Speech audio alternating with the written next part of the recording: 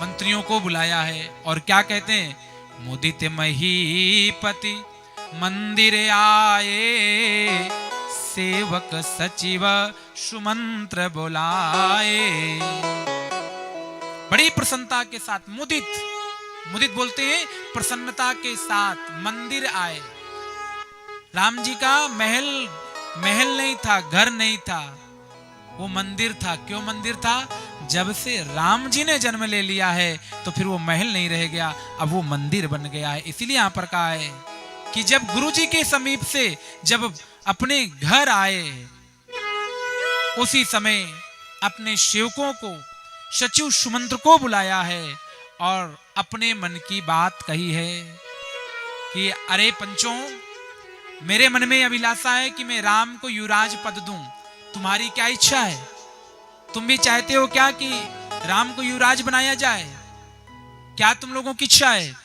जो पांचई मत लागे नीका, करहूं हर्षि राम ही टीका।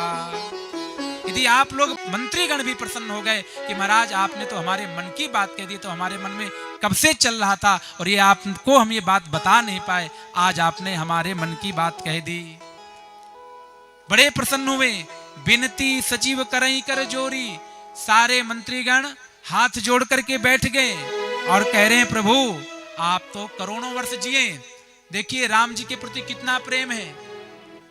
कोई नहीं चाहता, जो राजा जो मंत्री पिता के साथ में काम करता है वो बेटों के साथ काम नहीं करना चाहता। क्यों? युवा होते हैं बच्चे, लड़कपन रहता है, कुछ गलती कर देते हैं, वो लोग बड़े होते हैं, डांट फटकार भी लगा देते हैं, तो उनको बड़ा दुख होता है कि इसके पिता ने तो आज तक मुझे नहीं डांटा था और ये आज के बच्चे मुझे डांटने लगे हैं। लेकिन जब राम जी को राजपद देने की बात आई तो राजन को क्या आदेश दे रहे हैं और क्या आशीर्वाद दिया? जिया हूं जगतपति बरिस करोरी, बरिस मतलब वर्षों, करोरी मतलब करोड़ों।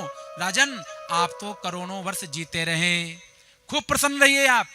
हमारे मन में तो ये अभिलाषा कब से चल रही थी, जग मंगल भल काजु विचारा, बेगिय नाथन लाई बारा। राजन आपने ये जो विचार किया है ये आपने जगत का कल्याण करने के लिए सोचा है। बेगिय नाथ, हे महाराज आप शीघ्रता करो, जल्दी करो, इसमें एक भी विलंब ना करो। और मंत्रियों की वाणी को जब महाराज दशरथ ने सुना है तो बड़े प्रसन्न हुए और सबको आदेश देते हुए कह रहे हैं, कहे हो भूप मुनि राज कर, जोई जोई आयसु होई, राम राज अभिषेक हित, बेग करऊं सोई सोई। कितनी सुंदर बात कही कि आप लोग महाराज वशिष्ठ के पास जाइए और वशिष्ठ जी महाराज क्या क्या कहते हैं, युवराज के पद में क्या क्या सामान लगता है, जा करके उसकी तैयारी करो। आप लोग भी ब्राह्मणों को घर में बुलाते हैं ना, तिलक लगाते हैं, माला पहनाते हैं, पैरों को धुलते हैं, आसन देते हैं, बैठाते हैं, जिमाते हैं, फिर भोजन के बाद दक्षिणा प्रदान करते हैं।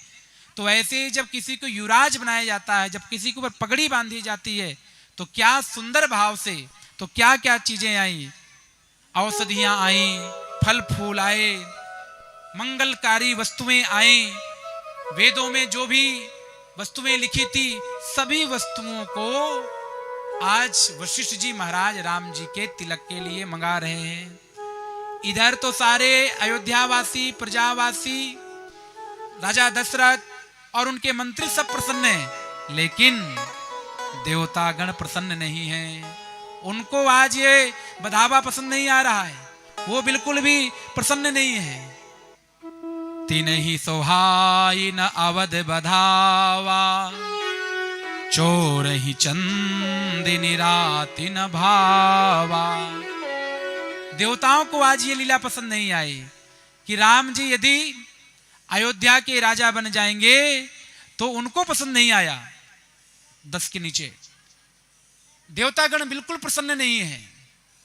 जैसे चोरों को चांदनी रात पसंद नहीं आती, चांदड़ो पक्ष चोरों ने नहीं हकरो लागे था।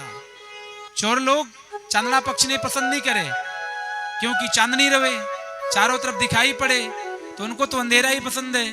तो ऐसे ही आज जब अयोध्या में प्रसन्नता छाई कि राम जी युवराज बनेंगे, तो देवता को पसंद नहीं आया, वो बड़े दुखी हो गए और सीधे मां शारदा के चरणों में गए, सरस्वती मैया के पास गए। शारद बो